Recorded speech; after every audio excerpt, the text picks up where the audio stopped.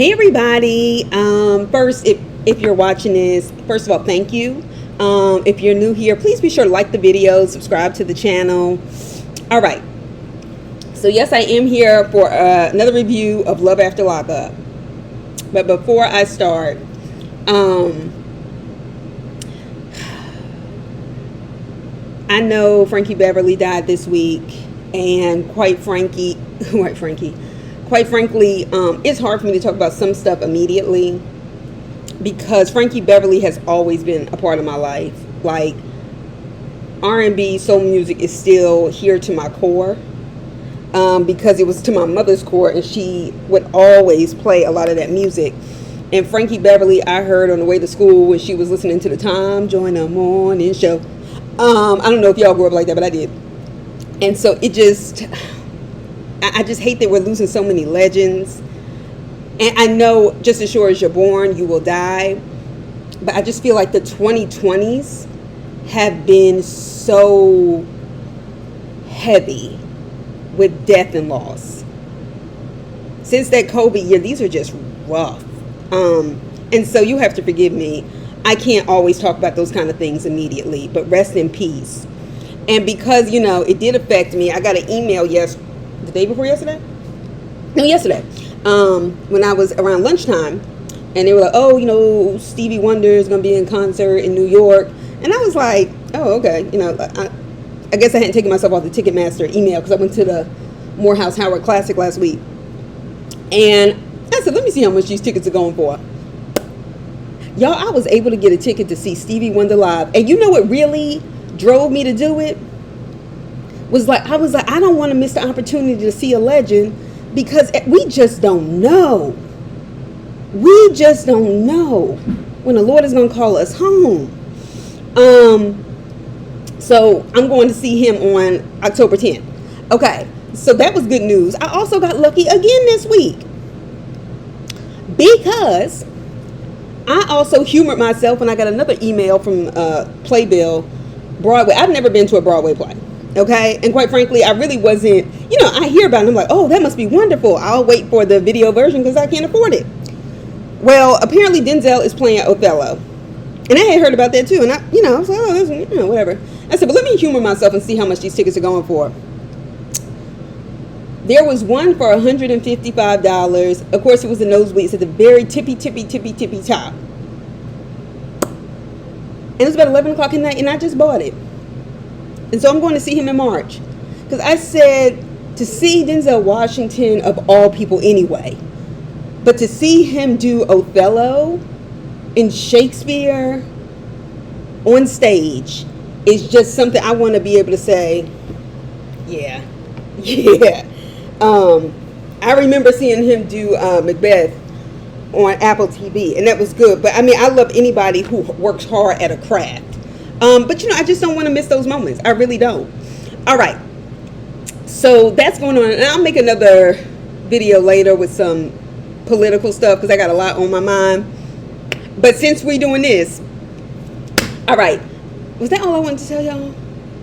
I guess for now, because that's not what you all came here for. Anyway, so Love After Lockup, okay? Rules of Engagement, Season 5, Episode 39. I'm just going to start with Zaria and Troy. Zaria, get the fuck off my camera screen. Goodbye. I don't want to see you no more. I really don't. So we pick back up where she is screaming at a grown man. Screaming, not shouting, not yelling, screaming. And she slammed that door so quick and so hard in that producer's face. I'm not going to lie, I jumped. I said, damn. All right, so she threw her wedding ring on the floor. Drama. All right, so Karen looking like, how like when you're doing laundry, folding laundry or something, and you have the TV on, but you're not really paying attention, but sometimes you start to hear maybe like a plot line of whatever. I don't care if it's a reality show, TV show, whatever.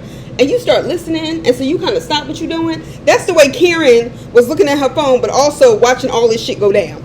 She ain't shit. But anyway, Karen is the worst kind, because y'all notice how calm Karen is in total chaos. And when everybody else is calm, she creates chaos. You can't trust nobody like that because that's where her life resides, in chaos. All right, so Troy is better than me.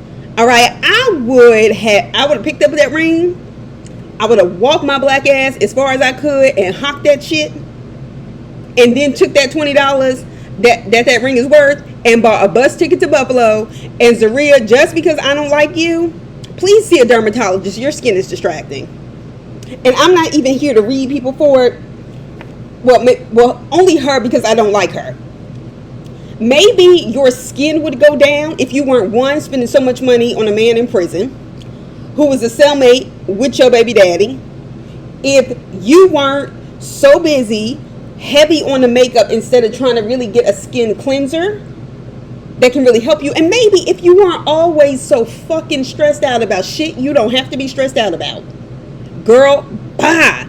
All right, and I'm only saying this really because I don't like her. Anyway, but oh well. So this bitch said, you've only been home 2 days and then you left. I said, he left? Like, he slept somewhere else? Like, I didn't see what I saw, but I was like, what do you mean he left you? Like, what do you mean? This bitch was talking about when this man walked 6 miles on foot, like he hasn't been in prison for years, and you were screaming at him. You think somebody want to walk 6 miles on foot? Because let me tell you something, I'm that kind of person too. You get to rah-rahing it. First of all, I don't believe in arguing in public, arguing in front of people, or even, like, especially when it's like between us. I don't give a fuck if Karen is there. If your life wasn't in danger, you should have pulled him in that room and y'all could have had at it on another floor, because you have an extra floor. That shit ain't cool. I don't like that. I think it is so uncouth, and it is just low level shit. Anyway, so you're screaming at him, but it's his fault he left. Like, anybody like that who does not take responsibility, and there's a lot of people like that, I'm telling you, if you're not one of those people, don't be around them. They can't be a friend. They can barely be a colleague, and you only dealing with that because you got to make a living. And they damn sure can't be in a relationship with you, because it's going to be hell. All right. So anyway, she is delusional. You caused all this drama, and you brought Karen down there.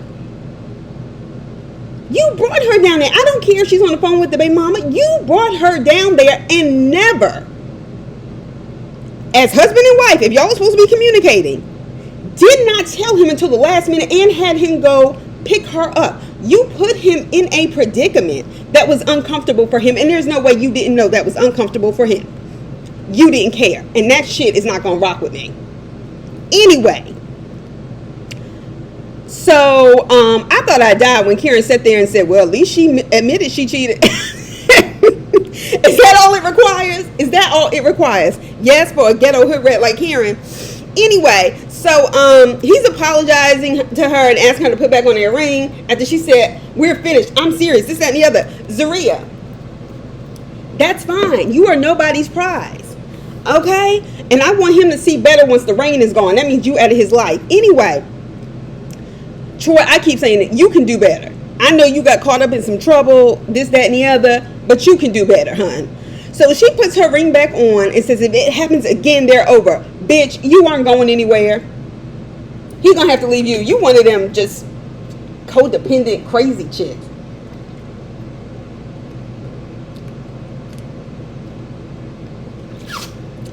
Excuse me. All right. So she says in a confessional she is going to Buffalo because she's going to stand beside him. And she doesn't want the baby mom to think there's an issue. All that bullshit that you just pulled on TV, if she didn't know then, baby girl, she knows now and knows how to exploit it. Even if she doesn't want Troy, she knows just what to do to get under your skin because you out your goddamn mind. And you not being with Troy, if she really does want him, she knows exactly what to do to get you away from him. Girl, you so stupid. All right, so his family is there to meet at Karen's house or whatever. His sister, who seemed very nice, and his cousins, you know, were waiting at Karen's house. I said, how does Karen have any kind of house? She don't work. You can tell Karen do not clock in nowhere. Clock in, scan in, QR code in. All right. So the sister says, you know, she wished that, you know, and she was talking in the confessional, and she wasn't messy about it. She wasn't hostile or anything like that. She was like, I really wish he would have come to Buffalo to live because all of his family and all of his friends, and you could tell they were really happy to see him. are there, and he's on an ankle monitor, so he can't just come and see his daughter. That was her point. That's going to be really hard for him because it's not a regular situation. And one thing that really bugs me with these people is when they have these relationships with people in prison, and when these people in prison come out, they don't want them to be around their families. I don't like that. And we're going to get to somebody else like that in a second. So, seeing Troy in that confessional cry over his daughter, I said, this is hard. And this is a damn shame. Because Zaria can't get out of the way long enough, worried about herself and his relationships and all this other stuff, to let him enjoy the fact that he gets to see his daughter for the first time in almost 7 years. You are so worried about the baby mother. You didn't try to stop by the store and get that little girl nothing. You didn't try to make sure you brought like a peace offering, trying to be nice, trying to be kind. You didn't do any of that. You ready to go to war with her. And even if you go to war with the baby mom, we don't know. Because all we have is this chick maybe on a conversation with Karen, talking, not talking. You don't know what the context of the conversation is, because Karen is messy as hell. But my thing is, she still has his child. And if you love him, you got to love that child. And if you're not ready for that, don't be with him. But you can't ask that he play father to your son, and then you do selfish things that keep him away from his daughter. That's bullshit. And the way you're acting, why would, I certainly wouldn't, if I had kids, let my daughter go down there knowing how you feel about me. Especially a 7-year-old, especially a small kid. You don't know what will happen. And she doesn't owe you that level of trust. And he just got out of prison. Which means the courts, to some degree, would be in his favor. I mean, her favor. So, like, you're creating a situation that's going to make it harder for him. And that tells me you want some bullshit. And that's not okay. So, Zaria is fucking nuts. She starts saying, if this bitch starts, bitch, you the one creating it. Shut the fuck up. Just shut up. Just play your position, which is to sit in that lawn chair, go, you at a barbecue, go make a plate, sit down, pretend like you on your phone, like just, ooh, pizza pie face. I can't take it. Anyway, so we have Bianca and Daniel. Bianca, please, somebody, Bianca just gives me beauty school dropout. Go back to high school. Like, she may have graduated high school, but mentally up here, she is like just still perpetual teenager. And I feel like she, once again, one, we all know she should never left Florida. Two, she needs to be around her parents. And I really do mean this. She needs some guardians. She needs oversight. Bianca makes bad decisions. And she got a whole lot of money from an accident very young. And she's spending it on a prisoner. Like, you know what I mean? Like, girl, bye. She doesn't plan to stop drinking. Honestly, I don't think she should either. But I also think as a result, you should probably not be dating somebody who had an alcohol abuse problem. Okay, like, bitch, come on. So, but she's mad at Daniel's cousin for telling him not to marry her. Bianca, you should be mad at yourself for wanting to marry Daniel. How about that? So she was like, why did you do that? And he said, I told him that he shouldn't get married to somebody he never met. Bitch, are you really asking him that? Like, that is the most reasonable response he could have given. Like, what? Like, I don't care who it was, he would have reacted that way. Anyway, these people, these people are lost, okay?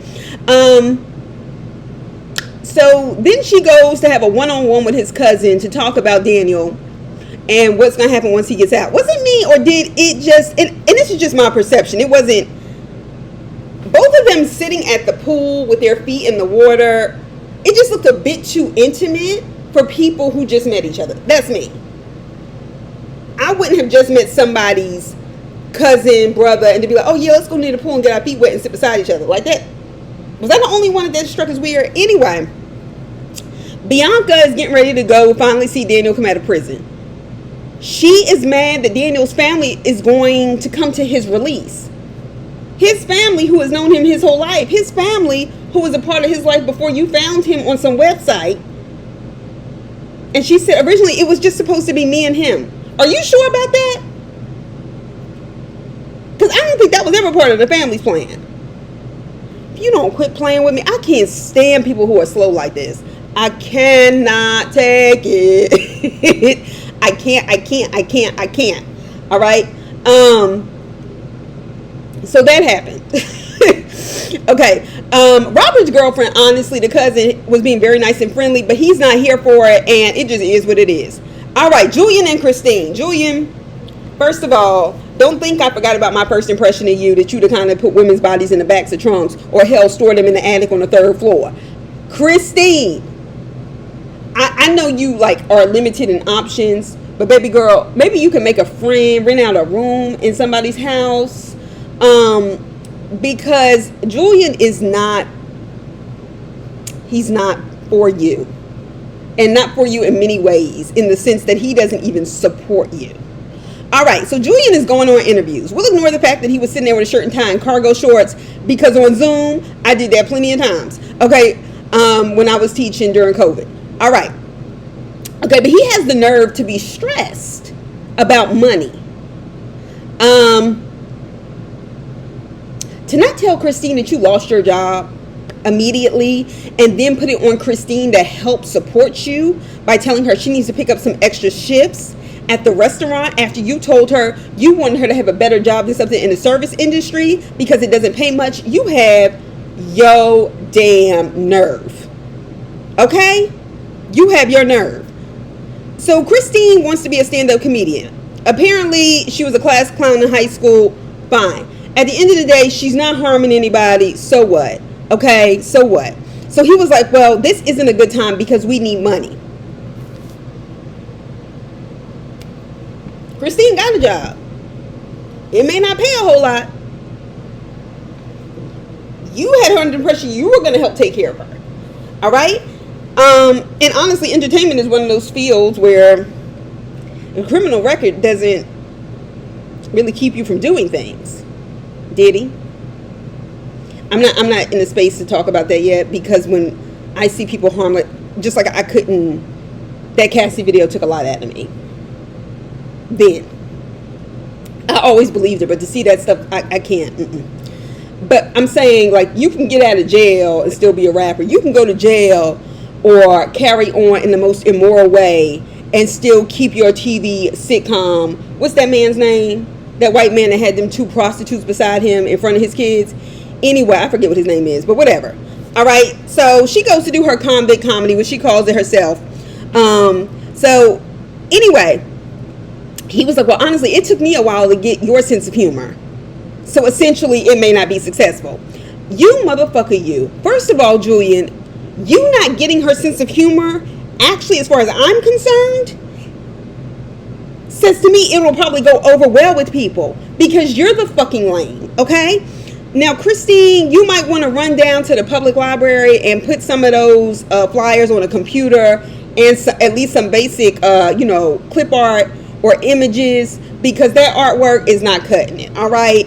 You want people to come. So she goes to do her convict comedy. She's not supposed to drink on paper, but she does, and she's going to do it anyway. And there's a whole camera crew, cast, and microphone in the process. Y'all are so damn stupid. Y'all just be making bad decisions, and y'all do it in front of a camera. Why? How? Why? Anyway, moving on. Shante and True.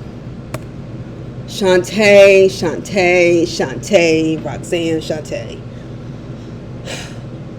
Shante, I have really tried, and people don't like the fact that I feel bad for you. Okay, now they can't change the fact about how I feel, but those people have reasonable explanations as to why you may not deserve the sympathy and grace they see that I give you. But Shante,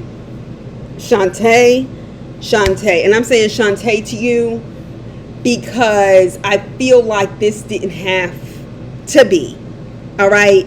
But don't worry, I'm going to get on True in a second. So Shante is getting ready for court. She said True is giving her access to his bank account and stuff. And she said he's setting it up as if he probably will be going to jail. I was like, girl, you knew that. You saw him when he refused to listen to you just to go check in with his parole officer. You know he only has about $70 in his bank account. But maybe you can at least fill up your car on the way back if you have access to it. That's the least he could do for you. So, was I the only one confused as to why Shante packed all that stuff? How long did you plan on being there, girl? Then he asked her to ride with him. And then he says, well, you can drive this truck back in case I get locked up.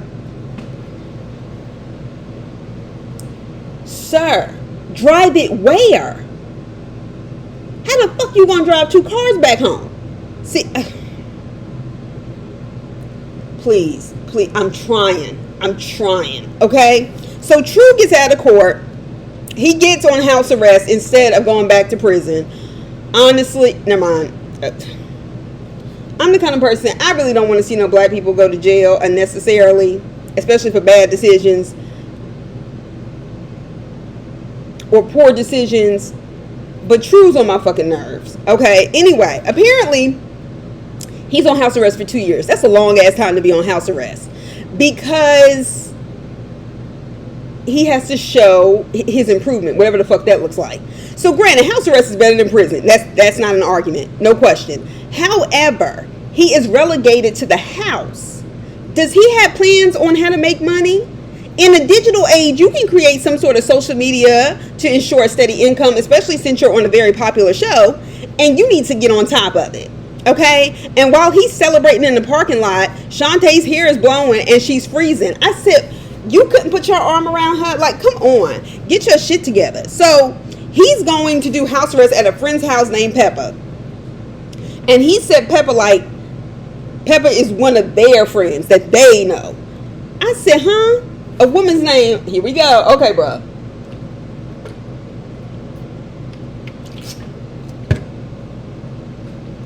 There is nothing about True, but I already know how this goes. But still, there is nothing about True that would make me say, yeah, I want to be with a man like that. Yeah, I want to slide with him. Like, huh? Anyway. So, okay, bruh. So, Shante is disappointed because he could have paroled at her house to have his house arrest. He never asked the PO. But did you want him to?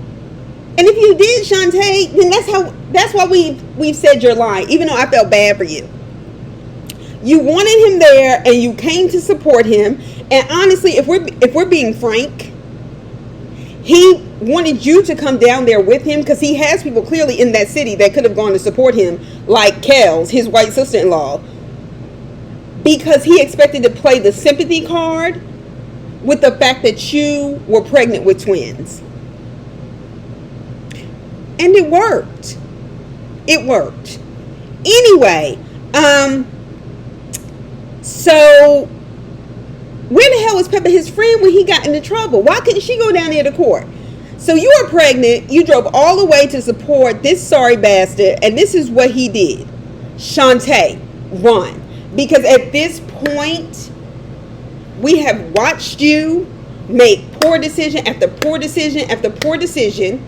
And I really do feel like your self-esteem is in the tank. But the fact that I feel like you also are smart enough to know better because you say things that say you get the game, like by the things you point out, you're going to have to even go past your feelings and just push forward, especially since you're deciding to have that child. Those children, I mean. So after court, he calls his sister-in-law. I thought he was calling his sister. But he calls his sister-in-law and tells her what happened. She married his brother, who's also in jail.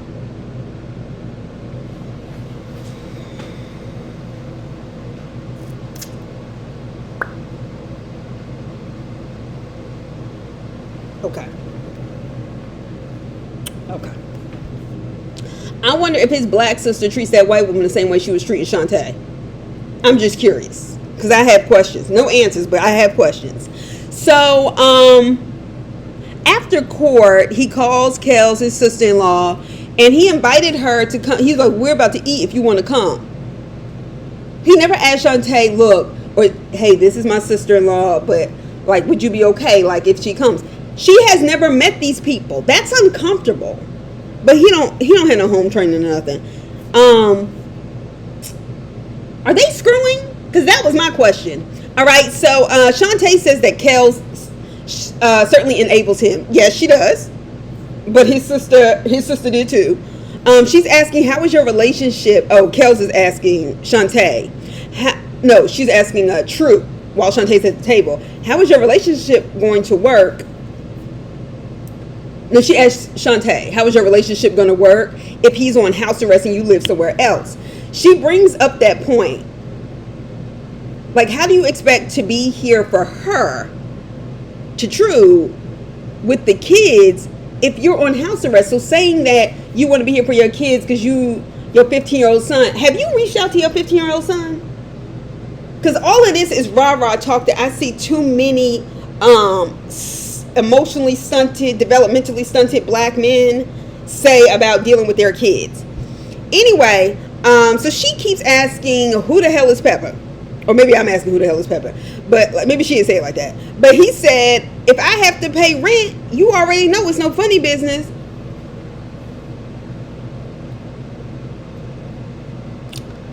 The term hobosexual was created for a reason, darling. And simply because you have to pay rent with somebody does not indicate to me, under any circumstances whatsoever, that means you don't have to pay. Honestly, if you were in a relationship, you should be paying rent. What? I can't with these people. I cannot. Okay? If she has self-respect, she'll make you pay that in a relationship. I'm just over it. So they get to Pepper's house. This is a whole lot in one day for a woman pregnant with twins. That's a lot of stress. And you keep popping up with stuff. Are you asking her? Are you okay with this? You are an insensitive, selfish, low-life bastard. Period. But if they go in that house and Pepper's some old lady who takes people in, I am going to laugh. All right. So Kim and Joey, while we on people that ain't got it together, they're fighting about him talking to his ex-girlfriend, who was with him before he went to jail. He lets her read the text messages. He's dumb as hell. Clearly he don't he gonna try to prove why he innocent. One of them says, why would you text me when I'm with Kim? That already lets you know there's an understanding between the two of you, that she knows Kim is in the picture, but she's supposed to say a secret, which means something's going on. He gets mad, snatches his phone and said, this is my phone. She said, the phone I bought and paid for? All right. This is all the day of their engagement party. Why are you having an engagement party, Kim? Y'all are already tight on money. Not to mention, I would presume you're going to be tighter on money because you can't get married until them divorce papers are signed. And it costs to end a divorce. What the fuck? All right. So, and he's out of pocket. He's arrogant. And she was like, well, so what are you going to do today? I don't never hear about Joey going to work. He was like, well, I had to fix my tail lights and this. Didn't she buy you a new car?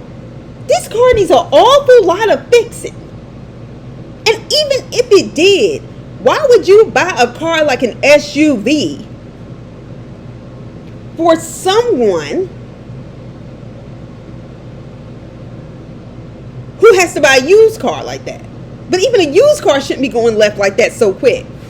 Anyway, so Kim, get rid of him, and you should. But first things first, get a divorce and stop bringing men in and around your children straight out of jail. Okay, it's not safe. Even if he was a great person, it's just not safe. All right, same thing with Zaria. All right, so Leticia, we just gonna say Leticia. Because we don't see Keith. Everybody else done got out to some degree. She's still having love during lockup. I wonder if she lied to the producers too. And she really, no, she did. She really made the dumbass decisions. So Leticia, you are dumb. But dumb almost seems like it's too nice for you. I have to think of another word to describe you. So she is about to tell her daughters that Keith isn't coming home. You created this scenario. Fix it. Have you told Keith's family? Other than that auntie who always hanging around? Do they have something going on? I'm sorry. I'm just... Never mind. Okay, all right. So stop saying Keith has stepped up as a stepfather from behind bars to a child that isn't his and he already has other children. Cut it out. I don't know why there are so many women who do this. But stop getting with somebody and then trying to convince the rest of us, friends, family, otherwise, that he is all of the things you wanted by making him appear that way when the rest of us see that that person is not that. Anyway, so Naraya's face didn't change. I guess, honestly, internally, she's probably relieved. And she's not trying to celebrate in front of her mother about Keith. She wants to move again. Well, she has to move again. And she should have told Naraya that directly. Because something tells me that Naraya, as the older sister, is not going to react a certain way in front of her younger sister on purpose. But that she should have been given a separate discussion as the oldest child. She should not have done that. But Leticia continues to make bad parenting decisions. So she's uprooting her kids, she said, because they need to move. And now she is trying to move to Charlotte, North Carolina and be closer to the beach. Say what now? First of all, yes, Charlotte, North Carolina is a far cry away from Iowa. But ma'am, first of all, yes, I know where Charlotte is. I got to pass through there. That's how I know I'm getting closer to Georgia. Before I get to South Carolina and then get to Georgia. But nevertheless, when I'm driving, you act like Charlotte is Virginia Beach. No. Like, that's still, it's a closer, I mean, you find a beach closer, but you can move it. Cut it out. Cut it out. All right? Like, are you for real right now? So you said the other little girl's dad is not in her life. And apparently, Keith has been a step-parent over the phone. However, Naraya's father is there in the city and involved in her life. And you want to take her away to North Carolina. First of all, I've told y'all before. I just think from observing, and I'm just observing, I think that girl is depressed. And teenage depression is no joke, okay? And as I've told y'all before, I was somebody who was very depressed as a teenager, lost weight, stopped eating. And honestly, I couldn't even label it or name it until I took a class in psychology, a college class in psychology. And I remember reading saying, wow, that's me. Like that kind of stuff. And I think that's why I feel for her. And every time we see her interact with her daughter, and granted, it's a reality show, but nevertheless, she's always talking about Keith is central to everything. Or whatever adult problem she has.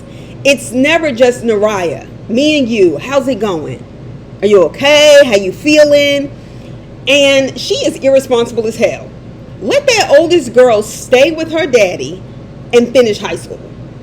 Because then she's going to have to move. It's not simply moving away from her father, which is big anyway, but her friends. This is where she's had to stay over the years. This is where she knows people. Like, why would you do that? 3 years, you can move an elementary or even middle school kid, even though it'd be rough. That's hard. All right? So she's worried about a good start for Keith. Not her daughter's last 3 years in high school before she goes on to do whatever she'd like to do.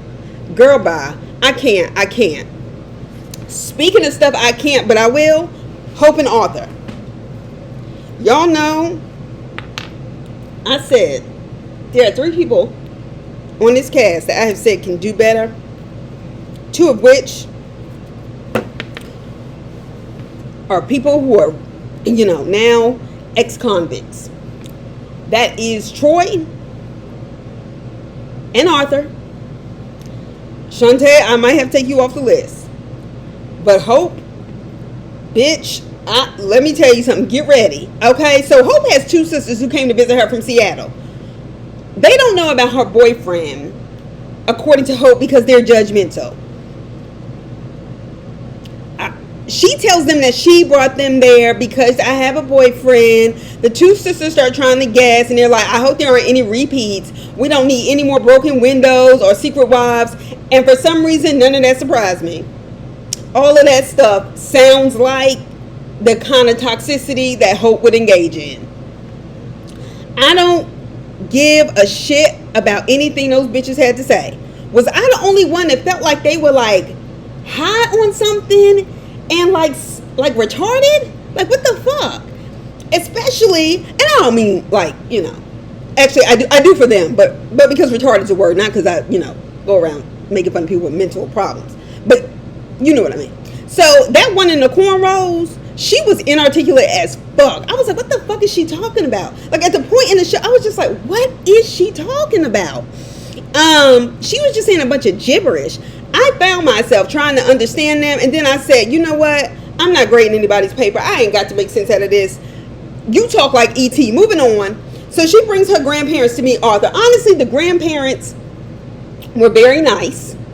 You could tell they just give me the vibe they are good church-going people, and they believe in second chances, but they, you know, want to protect their granddaughters and family.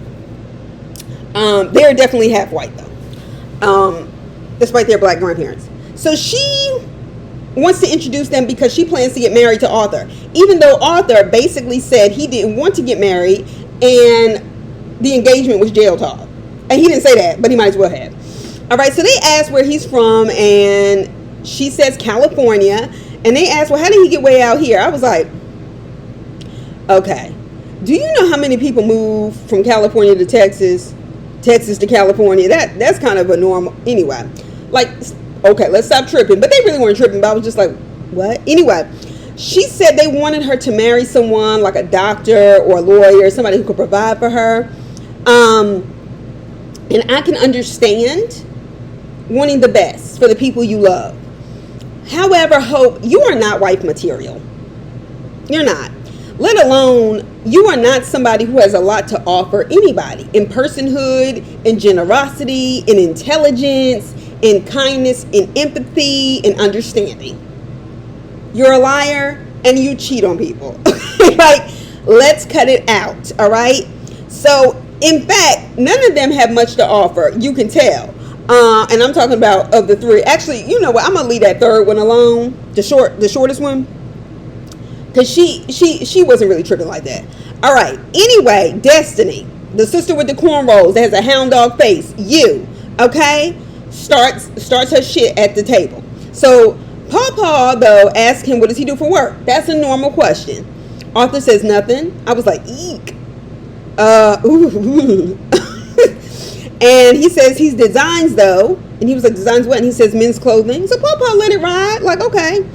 But then Hound Dog Face wanted her 15 minutes of fame and asked, oh, but you didn't tell him how they met.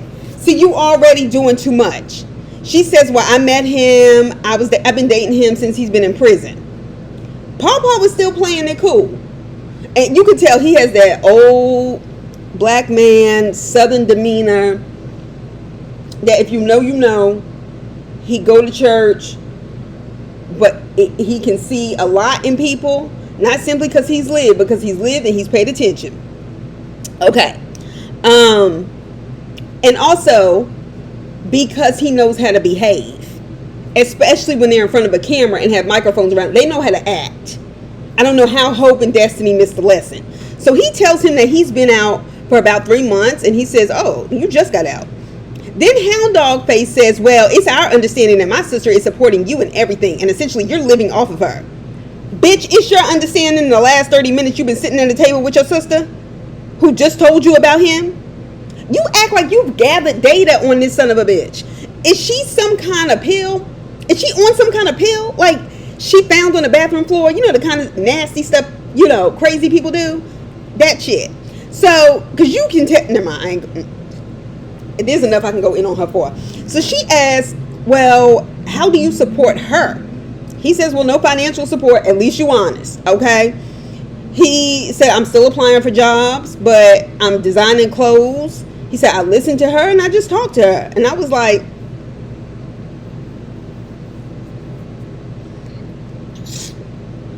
Arthur, it don't even sound like you like her. Now, I totally get why you don't. But like, it is what it is. So Hound Dog Face is combative. She was really trying to fuck with him. And she was getting on my goddamn nerves. Did your sister tell you that his family wanted him back in Las Vegas? And they were going to take care of him? And you insisted that he stay? No, you must have left that part out. And that's why Hound Dog Face, you need to shut the hell up. So anyway, she goes in on his dreams and says he's not making them happen. So how is this going to play out? She was like, she supported you before and it didn't happen. So what's the difference? That seems like a question you should be asking Hope. She's the one enabling this shit. She's the one insisting on this shit. She is not a victim in the way y'all are trying to make her appear as one. Okay. The other sister was kind of quiet and then said she studied criminal justice and said that it's great that you support her mentally and emotionally, but do you plan to do that for yourself? And I actually thought that was a very thoughtful question, because she didn't deliver it in a hostile way. She didn't just blame. There was a level of empathy in it, and I appreciated that. And she said because that's important. Nothing wrong with that statement. Then ugly ass hound dog face comes back into it. E.T. from home talking bitch says, yeah, we already heard you've been having mental breakdowns and stuff. So I mean, what are you gonna do about that so you don't go back? Baby, let me tell you something. I could have flipped over that table and I wasn't even there. Okay, because that would have sent me. Because you're talking about a mental breakdown as if it's my fault. I had this deep trauma in prison. Okay? A mental breakdown is nothing he can help in that way. It's sad. It's difficult. He's struggling. He can't control that. And trying to weaponize that as if that's something that could put him back into jail is some bullshit. He didn't hit your sister. He didn't try to fight your sister. You know what I mean? Like that. Don't do that. And that was some cruel ass shit. And I don't like that from anybody. So he says he doesn't want Hope to see or experience that again.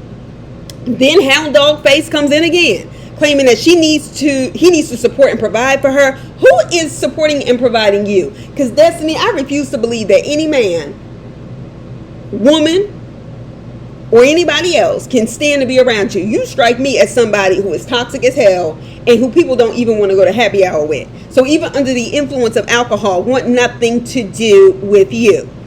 Anyway, all right. So we have that. What was I saying about Hound Dog Face?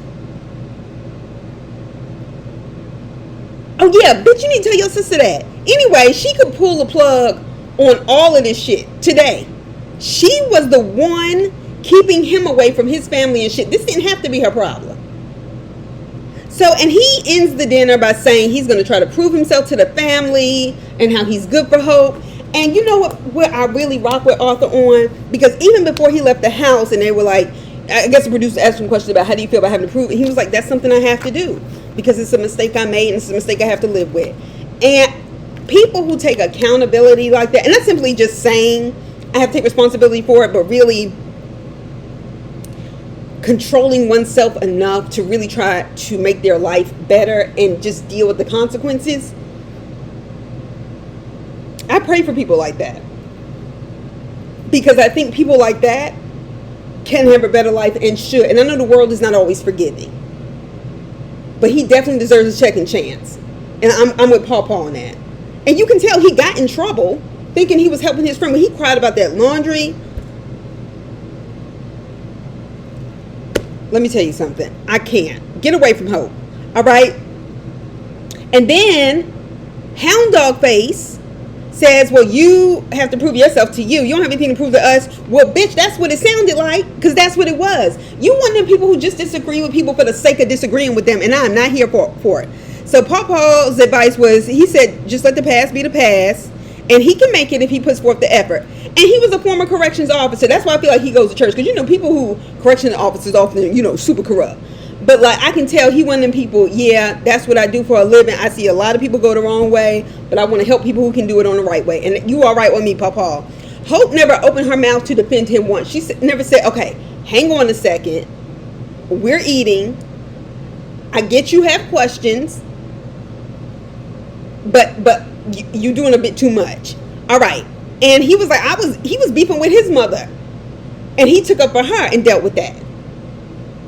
But you couldn't do the same for him.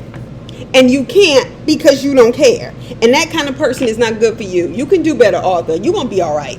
All right, that's all I got to say for now, for this video. But I'll be back because I don't have to do Love and Marriage Huntsville. So some other stuff I may come back on here and talk about. But y'all have a good, happy Saturday. It's nice weather today. I hope y'all have nice weather wherever y'all are. I'm cleaning my glasses. Sorry.